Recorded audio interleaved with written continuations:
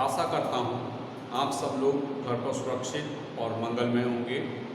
बच्चों, आज आपके लिए लेकर आए हैं माध्यमिक शिक्षा परिषद उत्तर प्रदेश के अंतर्गत कक्षा 10 हिंदी काव्य में बिहारी लाल द्वारा लिखित या रचित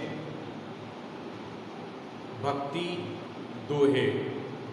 भक्ति दोहे मैं अब तक आपको यहाँ पर जो कोर्स है, सिलेबस है, उसमें 7 दिए हुए हैं। इसमें से 3 को पढ़ाकर मैं उसकी व्याख्या करवा चुका हूँ। आज मैं उससे आगे आपको लेके चलता हूँ। इसमें जो दोहा दिया गया है, मैं ये चाहता हूँ कि आप हाथों हाथ जो है उसका संदर्भ, व्याख्या, प्रसंग तथा जो काव्यगत सौंदर्य है उसको आप हाथों हाथ लिखें, समझें और लिखें, दोनों ही कार्य करें।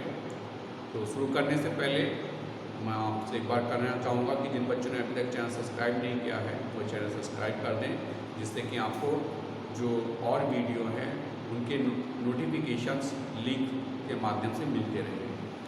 तो शुरू करते हैं। यहाँ पर कक्षा 10 हिंदी काव्य भक्ति दोहे बिहारी लाल द्वारा निम्नलिखित पद्यांश या दोहे की संदर्भ, व्याख्या व काव्यगत सौंदर्य प्रस्तुत कीजिए। तो यहाँ पर जो दोहा है वो बढ़त बढ़त संपत्ति से लेकर भिलाई तक है। मैं इसको दोहे को पढ़ूंगा, उसके बाद आपको संदर्भ, प्रसंग, व्याख्या और काव्यगत सौंदर्य कराऊंगा।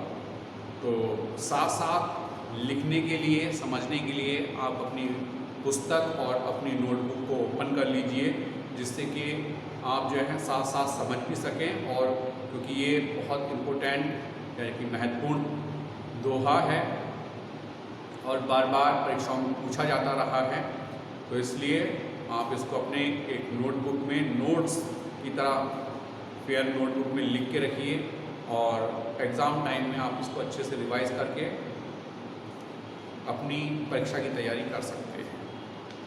तो शुरू करते हैं बच्चों।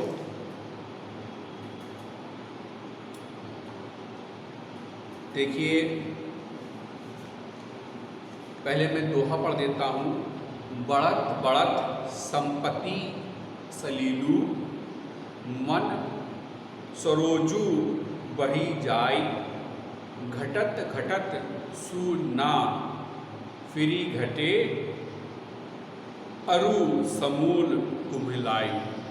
तो ये था वो नीति का दोहा जिसकी हमें आज व्याख्या करनी है। तो सबसे पहले बात करते हैं संदर्भ की।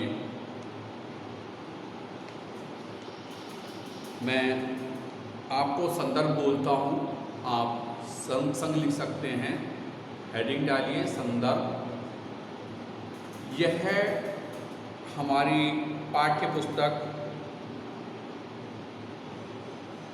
हिंदी के काव्यखंड से अवतरित नीति के दोहे से उद्धृत है, जिसके रचयिता बिहारी लाल जी हैं। उपरोक्त नीति दोहे बिहारी सतसई से लिए गए। तो ये था संदर्भ। अब बात करते हैं प्रसंग की। प्रस्तुत दोहे में यह बताया गया है, साथ साथ लिखेंगे आप। प्रस्तुत दोहे में यह बताया गया है कि धन का मन पर क्या प्रभाव पड़ता है, कि धन का मन पर क्या प्रभाव पड़ता है। व्याख्या लिखेंगे। जिस तालाब में कमल होते हैं, उस तालाब में जब पानी बढ़ता है तो उसकी बढ़त के साथ साथ उसकी बढ़त के साथ साथ ही कमल की नाल भी बढ़ती चली जाती है। जो कमल की नाल है जिस पर फूल पुष्पित होता है वो बढ़ती चली जाती है, किंतु जब पानी उतरता है यानी कि कम हो जाता है तो बढ़ी हुई वह नाल छोटी नहीं हो पाती, अर्थात वो जितनी विकसित हो गई है वो फिर वापस कम नहीं होती, अपितु समूल नष्ट हो जाता है। कहने का तात्पर्य ये है पानी के बाहर जितना भी वो निकल जाती है, पानी के कम हो जाने से, उतर जाने से उसका समूल अर्थात वो पूरी ही समाप्त हो जाती है। आगे लिखेंगे, यही प्रकृति का नियम है, यही प्रकृति का नियम है।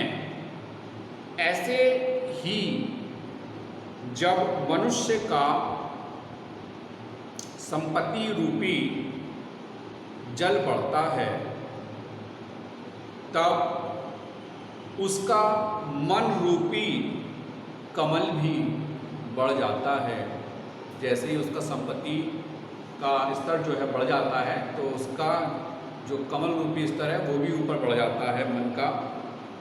लिखेंगे आगे, अर्थात संपत्ति बढ़ने पर मनुष्य की अभिलाषाएं भी बढ़ जाती हैं, किंतु जब संपत्ति रूपी जल घटने लगता है अर्थात संपत्ति कम हो जाती है तब मनुष्य का मन रूपी कमल नीचे नहीं आता, अर्थात उसकी अभिलाषाएं नहीं घटती, भले ही वह समूल नष्ट हो जाए। तो ये थी इसकी व्याख्या बच्चों। मैं अपने शब्दों में आपको और एक बार बताना चाहूँगा कि जिस तरह से सागर का या तालाब का जल स्तर बढ़ जाता है तो उसमें विकसित हो रहे कमल की जो नाल है वो भी विकसित हो जाती है, परंतु जब पानी नीचे उतर आता है तो वह नाल ऊपर रह जाती है और धीरे धीरे उसका समूल नष्ट हो जाता है। इसी प्रकार से जो व्यक्ति का धन रूपी या संपत्ति रूपी ऐश्वर्य है वो दिन ब दिन कमल रूपी नाल की तरह बढ़ता रहता है, परंतु जब उसका धन रूपी कमल नीचे गिर जाता है अर्थात धन समाप्त हो जाता है तो वह ऊपर से नीचे नहीं उतर पाता है और स्वयं अपना सर्वनाश कर लेता है अपनी अभिलाषाओं के कारण। तो अब बात करते हैं काव्यगत सौंदर्य की। हेडिंग डालेंगे काव्यगत सौंदर्य।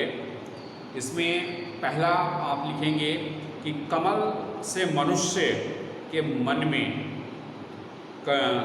कमल से मनुष्य के मन की उपमा देकर, कमल से मन की उपमा देकर कवि ने यहाँ अपने कथ्य में प्रभावोत्पादकता उत्पन्न की है, प्रभावोत्पादकता उत्पन्न की है। तो ये था इसका सार।